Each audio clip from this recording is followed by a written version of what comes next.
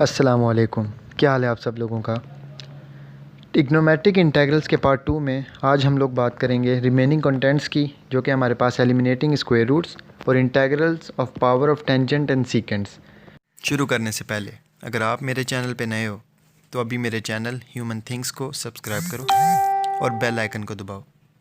शुक्रिया। चलिए स्टार्ट करते हैं। देखते हैं एलिमिनेटिंग स्क्वायर रूट्स। अगर हमारे पास इंटीग्रेशन में स्क्वायर रूट की फॉर्म में ट्रिग्नोमेट्रिक फंक्शंस आ जाएं तो हम लोगों को ये आइडेंटिटी याद रखनी पड़ेगी।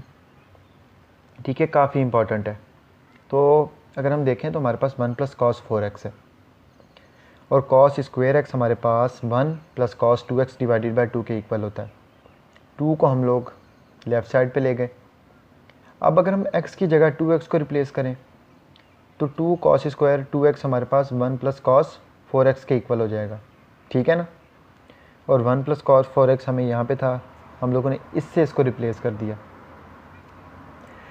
√2 हम लोग बाहर ले गए और square root cos square 2x dx हो गया हमारे पास। इस स्क्वायर के साथ हम लोग √2 को काट देते हैं तो हमारे पास mod cos square 2x cos 2x हो गया।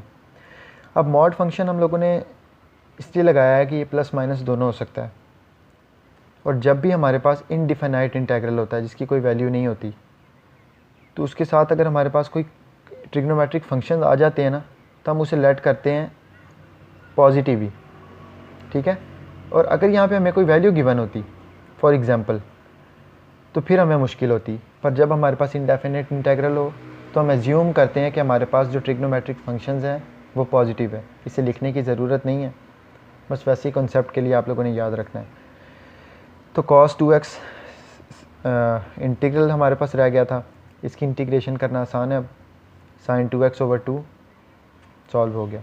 अब नेक्स्ट एग्जांपल है हमारे पास, अगर हमारे पास 1 - cos स्क्वायर t की पावर 3/2 dt हो जाए तो इसको हम लोग इस तरह भी लिख सकते हैं, इंटीग्रल sin 1 - cos t √ की पावर 3। तो यह इसे सॉल्व करने के लिए हमें अंदर वाली टर्म हमें पता है कि किस ट्रिग्नोमेट्रिक आइडेंटिटी के इक्वल होती है, sin स्क्वायर t। स्क्वायर को हम लोग बाहर ले गए, 2 से काट दिया तो sin क्यूब t आ गया हमारे पास इंटीग्रेशन में। ठीक है। और इसे सॉल्व करने के लिए हम लोग टेक्निक यूज़ करेंगे ट्रिग्नोमेट्रिक इंटीग्रल वाली, जिसमें हम लोगों ने sin square t sin t लिख लिया इसे। अब यहाँ पे दोबारा आइडेंटिटी यूज़ करते हैं 1 - cos square t sin t। अब हम लोग अंडर सब्स्टिट्यूशन मेथड यूज़ कर सकते हैं। cos t को हम लोगों ने u लेट करना है, तो du हमारे पास क्या हो जाएगा, sin t dt -sin t dt। ठीक है। तो -du के इक्वल हो जाएगा हमारे पास इस तरह। आप लोगों को समझ आ गई है कि मैंने क्या किया कि 1u को मैंने cos t लिया और du को -sin t dt लिया, और ये हमारे पास -du के इक्वल हो जाएगा sin t dt। हम माइनस को उस तरफ लेके जा सकते हैं क्योंकि ये दोनों इक्वल हैं। तो मैंने sin t dt की जगह -du पुट किया और cos t की जगह u का स्क्वायर। ठीक है। इसे इंटीग्रेट कर लेते हैं, ये u हो जाएगा हमारे पास -u³/3। u की जगह हमने ओरिजिनल वैल्यू पुट की cos t -cos t + cos³ t / 3। तो ये हमारे पास आंसर आ गया कि अगर हमारे पास पावर ऑफ 10x और sin x हो जाए, मैं मीन्स कि 10 की हायर पावर्स आ जाए हमारे पास, तो उसके लिए ये दो आइडेंटिटीज़ हैं हमारे पास, tan square x secant square x -1 और secant स्क्वायर x इक्वल होता है tan स्क्वायर x + 1। ठीक है। और इंटीग्रेशन बाय पार्ट्स बहुत नेसेसरी है हायर पावर्स को सॉल्व करने के लिए।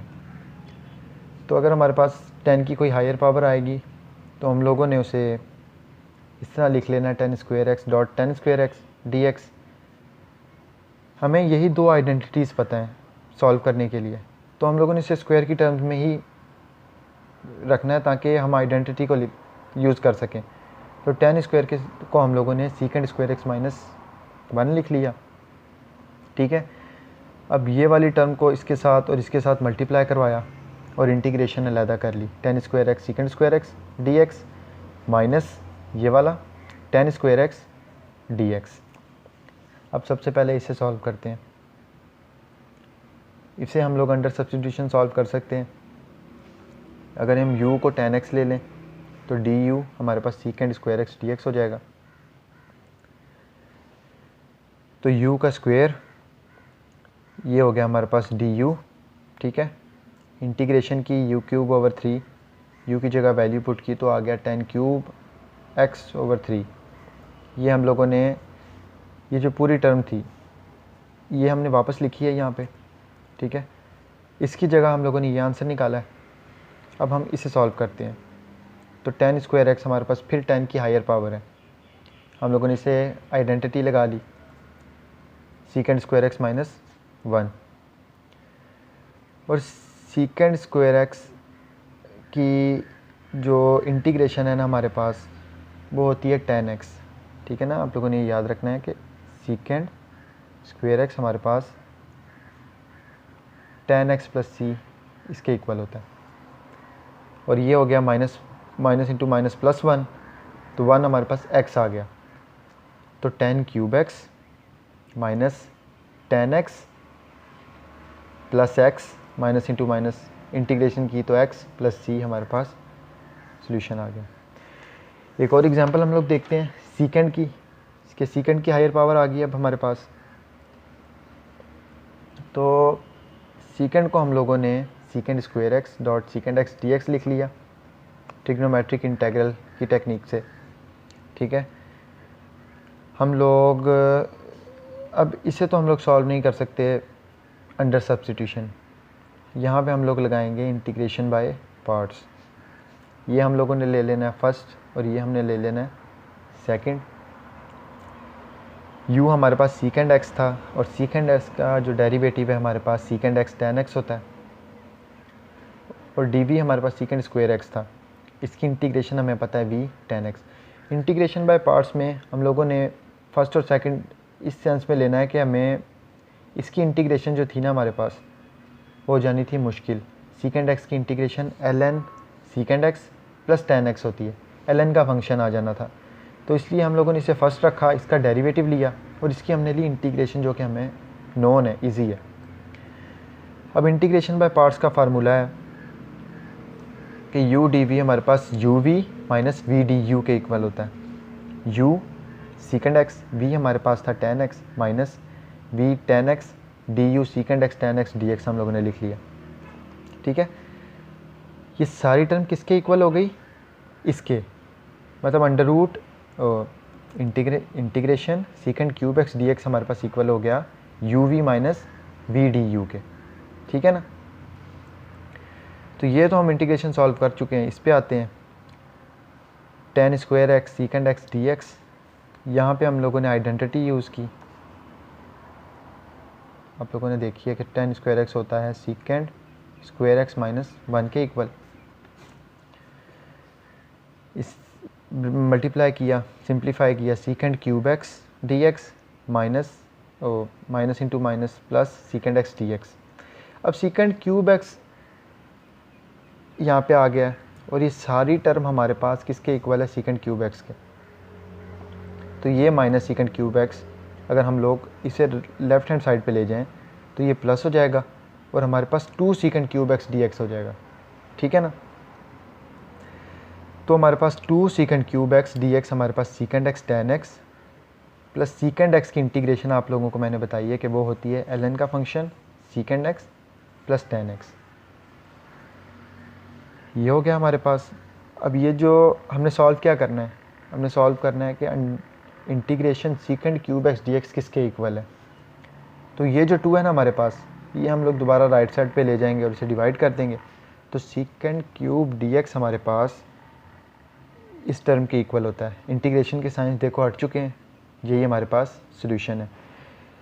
मैंने इंटीग्रेशन बाय पार्ट्स में इसको सीकेंड क्यूब एक्स के इक्वल किया था, वो इसलिए कि ये जो है ना हमारे पास u dv, तो u क्या है हमारे पास? सीकेंड x, और dv क्या है हमारे पास? Secant square x dx। तो अगर हम इसे देखें तो ये हमारे पास सीकेंड क्यूब एक्स ds के इक्वल ही होता है, ठीक है ना।